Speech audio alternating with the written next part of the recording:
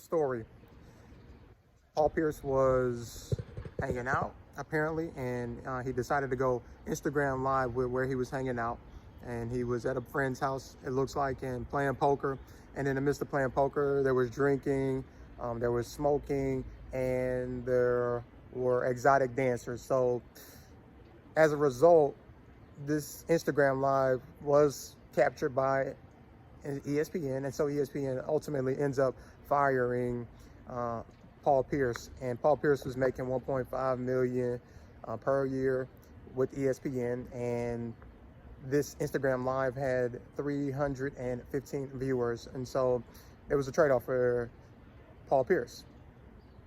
1.5 million for 315 viewers. So I'm not real sure why he did what he did, and what motivated him to go on Instagram live to show what he was doing. But as we can see, the repercussions ultimately resulted in ESPN firing Paul Pierce. And so why did ESPN fire him? Well, because ESPN, if they don't fire Paul Pierce, then they're sort of in compliance with his actions, with his behaviors, and they're almost saying that, hey, we prescribe to what Paul Pierce is doing. And so for ESPN, they have to protect their brand. They have a brand to protect, and that starts with the analysts that are on the forefront of representing the brand. They don't have a product that they're selling. You know, their product is the analyst that is on screen. When I say the name ESPN, name that probably comes to mind is a notable analyst, Stephen A. Smith.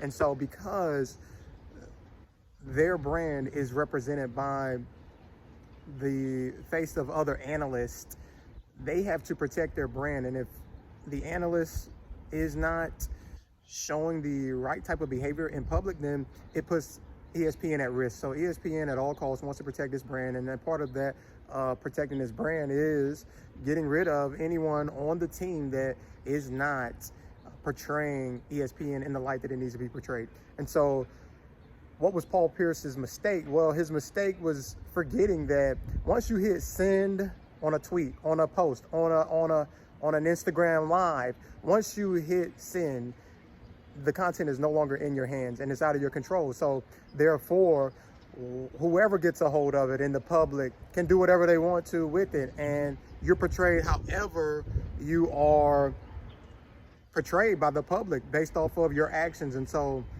you have to be conscious as an athlete on what you're putting out there and what you are actually saying before you hit send, because you're in the spotlight. People scrutinize what you do, and you want to be conscious of what you're saying. So that was his mistake that he made, was just not realizing that once you hit send, it's out of your control. And so for Paul Pierce, who is he? I mean, Paul Pierce is a role model. This is an NBA champion and a Boston Celtic legend. And he has nearly 1 million followers on Instagram. So he is a popular person in the eye of the public, and therefore he has to manage and maintain his brand in a way that is professional. And what he exhibited was not professional, and kids look up to him. They see him as someone that they want to be like, and the message that he's conveying is not one that we want our young ones to follow. He made a mistake. He will move on and live on, but for everyone else, it is a great example for us to see and say, okay, I really have to be conscious of what I am putting out there with social media, and be on when I am posting or tweeting. I need to know what I want to say, and be aware of how it could be perceived by others.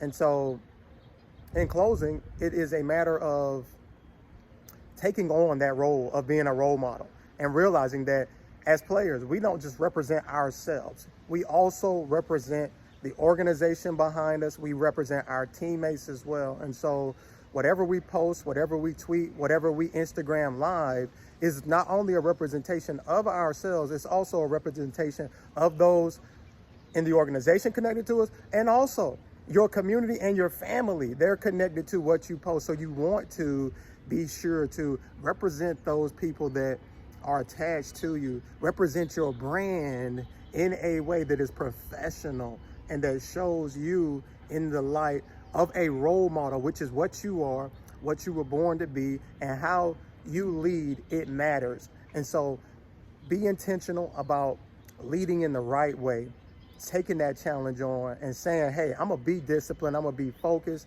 I'm gonna uplift human beings. I'm not going to